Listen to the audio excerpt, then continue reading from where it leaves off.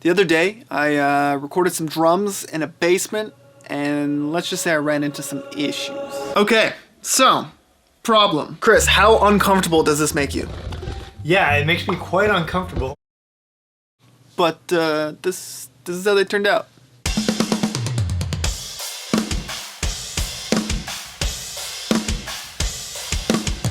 What's up, nerds? My name is Cory Bergeron. You are watching Cory Bergeron Recordings, and we're back with a brand new video. The year is 2020, and I have committed to recording one song with my friends in the band Old James once a month because they are planning to release one song every month this year.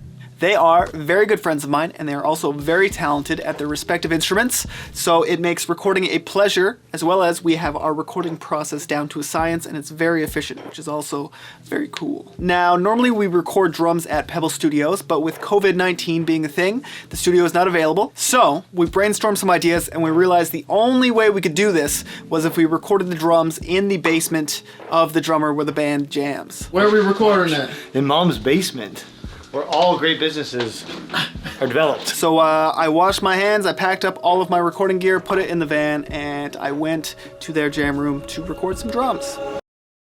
I've arrived at the location where we're recording drums. Here's the messy basement that we're recording drums in. Oh, hi.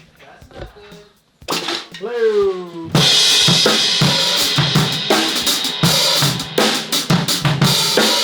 The first thing we did when we got there was we recorded a guitar scratch and a vocal scratch for Chris to play drums to.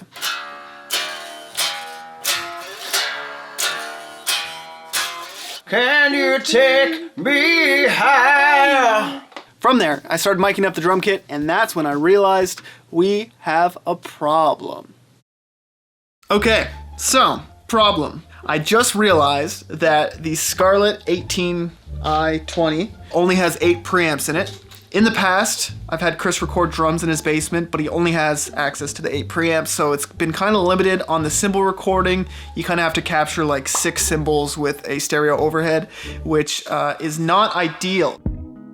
So yeah, I've been spoiled over the last handful of years working out of Pebble Studios. Every time I've recorded Chris's drums there, I've used 15, 16 microphones, and I've just become so used to having 24 ins, 24 outs, and 30 different preamps to choose from that I didn't realize that the only interface I had access to at that moment was an 8-channel interface. So I did what anyone would do, and I weighed out my options. Option 1 would be to record the drum kit using only 8 microphones. The pro of this would be that I have an organic drum take. It would all be one performance. The con would be that I can only use 8 microphones, and for this kind of music, as well as with Chris's drum kit, this would be very limiting. So I imagine my input list would look something like this.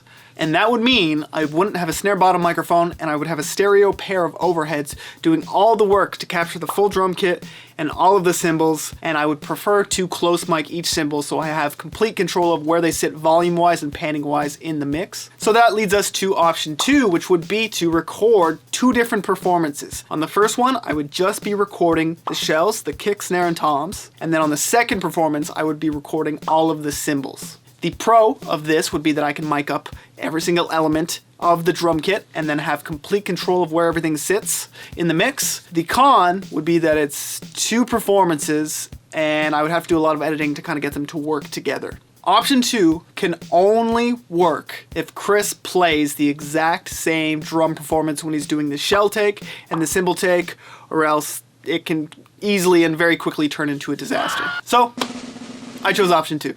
What we're gonna do is we're gonna record the shells by themselves, and then we're gonna do a separate recording of the cymbals, and then we're gonna put the 2 recordings together, and it should sound like an organic, natural performance. Chris, how uncomfortable does this make you? Yeah, it makes me quite uncomfortable only because I need to ensure that every cymbal hit is the same after we've recorded the drums. So the performance has to be identical, essentially.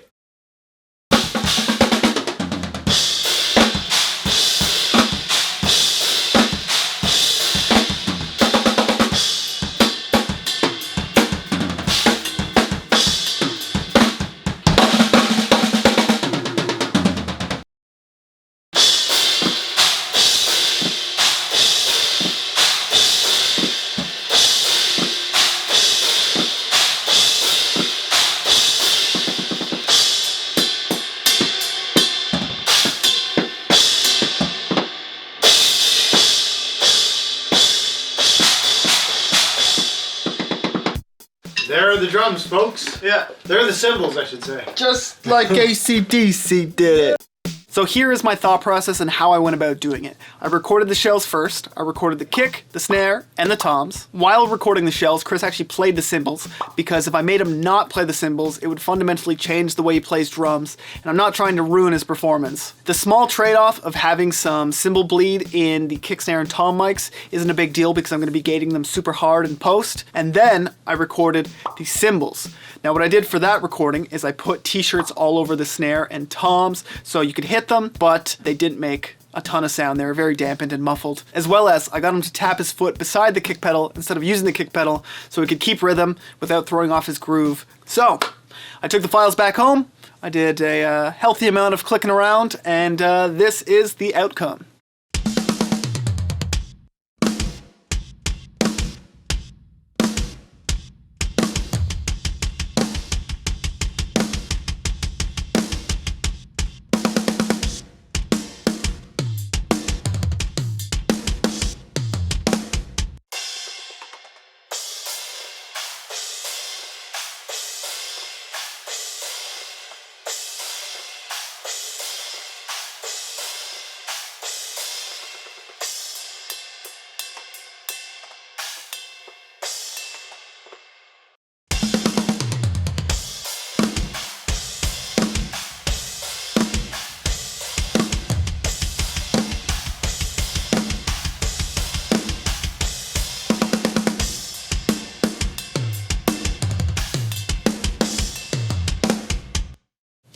Pretty cool. So overall, I think the drums sound great. If I didn't tell you, I don't think anyone would be able to tell that it's two different performances on top of each other. I sent the drum performance to Chris, and he was super stoked on the way they sound, so that's what's most important. The reason why I wanted to make this video is because if you are a producer, an engineer, or a mixing engineer, there are going to be a lot of times in your career where you're going to have to roll with the punches and find creative ways to make things sound as good as they possibly can with the tools that you have. I often tell people that I've recorded songs in state-of-the-art studios with SSL consoles and Neve consoles, and they have hundreds of thousands of streams on Spotify. But I also tell people that I've recorded songs here in this basement with a Shure SM57 and a Scarlett 2i2, and they also have hundreds of thousands of streams, and they still sound good. Please, do not be one of those people that lets the gear that they have, or the lack of gear that they have, dictate what they can or can't create.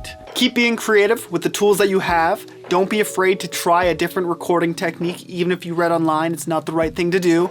And do your best with what you have to make the best sounding songs and music that you can make. So that is basically it for this video. This song will be released by the end of the month, so make sure to check out the Old James page for when it drops. Make sure to subscribe and drop a like on the video. Let me know what you would have done if you were in the same situation. And that's that. I will see you in the next video.